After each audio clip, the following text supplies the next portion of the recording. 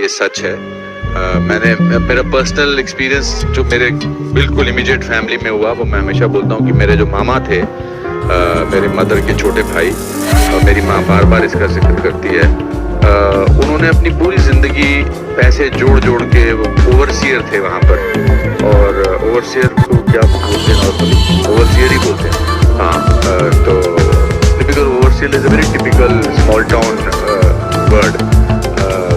तो वो इंजीनियर से जो छोटे होते हैं उनको ओवरसीयर बोलते हैं। तो उन्होंने बड़े मुश्किल से पैसे कमा के, उनका एक सपना था कि कश्मीर में श्रीनगर में अपना एक घर बनाएंगे। तो उन्होंने वो घर जैसे तैसे 86, 85, 87 में बना लिया और बड़े खुश थे कि अपना उनका एक घर था। और जैसे ही उन्होंने घर बनाया उसके कुछ 6-7 महीने बाद ये थ्रेट्स आनी शुरू हो गई कि आप निकलो यहाँ से। एंड फिर ऐसी थ्रेट्स आई कि भाई हमने आपके पड़ोसी को मार दिया है, उसकी लाश वहाँ पड़ी है, अब अगर आप अगले कुछ दिनों में नहीं छोड़ेंगे तो हम फिर आपकी लाश किसी और के घर पर। तो एक रात को एक फीट गाड़ी में जितना सामान वो डाल सकते थे, जिंदगी भर की पूंजी, एक फीट गाड़ी में 4 उनके खुद के अपने सदस्य थे, बेटा, बेटी, उनकी बीवी, और वो वहाँ से निकल गए और दिल्ली में जाकर कहीं वो सेटल हो गए। और उनका सदमा उनको इतना गहरा पड़ा कि he died after couple of years or 3 years. And so that is what we have seen. जैसे जब आप किसी के घर से किसी को निकालते हैं तो आप सिर्फ उनको दीवारों से या छत से या उनके आंगन से नहीं निकालते हैं, आप उनको उस जगह की आबो हवा से, उस जगह की खुशबू से, उस जगह के वातावरण से, उस जगह की आदतों से वहाँ से निकालते हैं। मेरे दादाजी का छोटा सा एक मंदिर था, 3rd फ्लोर पे मिट्टी का घर था, और वहाँ पर उनकी वो जो अगरबत्ती रोज जलाते थे तो उसकी खुशबू थी। अब वो खुशबू टेंट में तो नहीं आ सकती है, या किसी जम्मू के घर में या पूना के घर में या दिल्ली के घर में तो नहीं आ सकती। हम होटल में, 5 स्टार होटल में रहते हैं बहुत दिनों तक, लगता है अभी घर जाके अपने बिस्तर पे सोना है। हम अमेरिका जाते हैं या कहीं और जाते हैं, हम कहते हैं चलो यार इंडियन खाना खाते हैं। So I think from that point of view, my mother, when she saw this film, she didn't speak to anybody for 2 days. 2 दिन तक उन्होंने किसी से बात नहीं की, क्योंकि उनकी पूरी मेमोरीज वापस जो है वो रिवाइव हुई। और उन्होंने कहा क्यों दिखाई तूने मेरे को ये फिल्म, मेरी सारी मेमोरीज वापस हो गई हैं, आ गई हैं। ये आर्टिकल 370 जब एब्रोगेट हुआ, क्या हम वापस जा सकेंगे? मेरा बड़ा दिल है वापस जाने का। सो अब आप अंदाजा लगा लीजिए जो इस डॉक्यूमेंट्री में बात कर रहे थे उनका क्या हाल हुआ होगा, उनके साथ क्या महसूस किया होगा उन्होंने। So from that point of view it's, बार बार काफी लोग बोल रहे हैं आंखें नम है। आई थिंक इसका सदमा जो है ना, इसकी तकलीफ जो है वो आत्मा तक गई है। कश्मीर में आज आप जाओ, मुझे याद है जब बचपन में मैं जाता था तो निशाद गार्डन जाते थे, शालीमार जाते थे, पिकनिक पे जाते थे, खीर भवानी टेम्पल जाते थे, वहाँ की नदियों में घूमते थे, हंदवारा, सोपोर, ये सब जगहें हैं वहाँ की। अब कश्मीर की आत्मा जो है वो घायल है।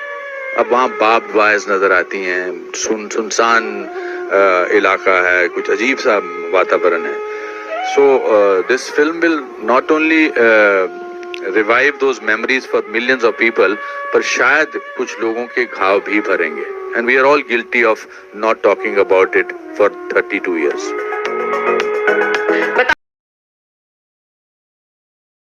ये सच है।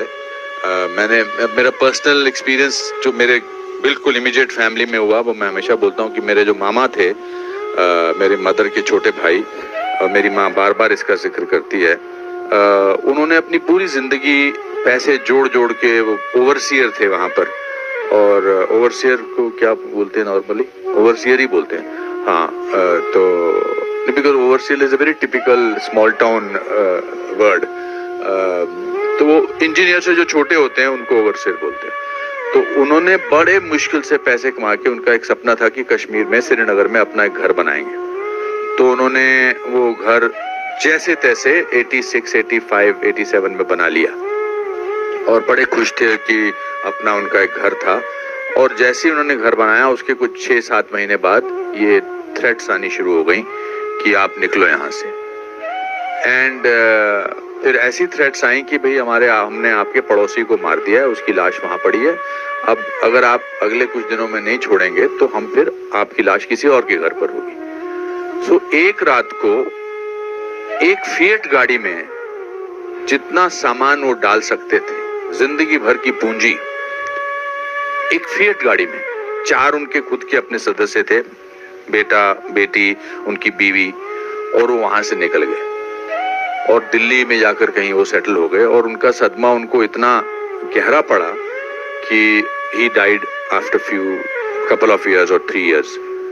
And so that is what we have seen. जैसे जब आप किसी के घर से किसी को निकालते हैं तो आप सिर्फ उनको दीवारों से या छत से या उनके आंगन से नहीं निकालते हैं, आप उनको उस जगह की आबो हवा से, उस जगह की खुशबू से, उस जगह के वातावरण से, उस जगह की आदतों से वहां से निकालते हैं। मेरे दादाजी का छोटा सा एक मंदिर था, 3rd फ्लोर पे, मिट्टी का घर था, और वहां पर उनकी वो जो अगरबत्ती रोज जलाते थे तो उसकी एक खुशबू थी। अब वो खुशबू टेंट में तो नहीं आ सकती है, या किसी जम्मू के घर में या पूना के घर में या दिल्ली के घर में तो नहीं आ सकती है।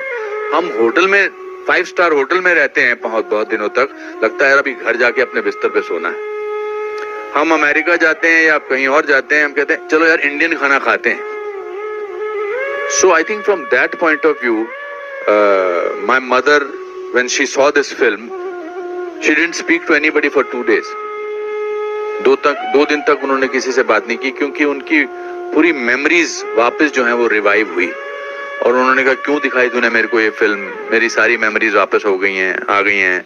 या आर्टिकल 370 जब एब्रोगेट हुआ, क्या हम वापस जा सकेंगे, मेरा बड़ा दिल है वापस जाने का।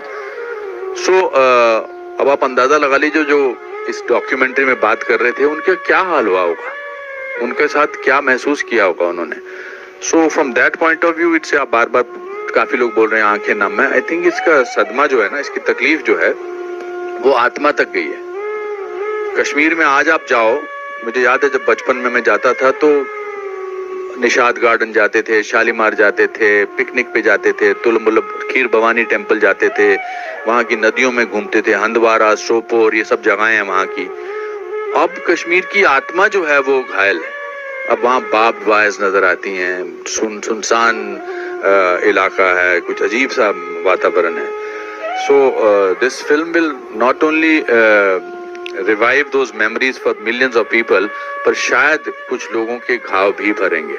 And we are all guilty of not talking about it for 32 years.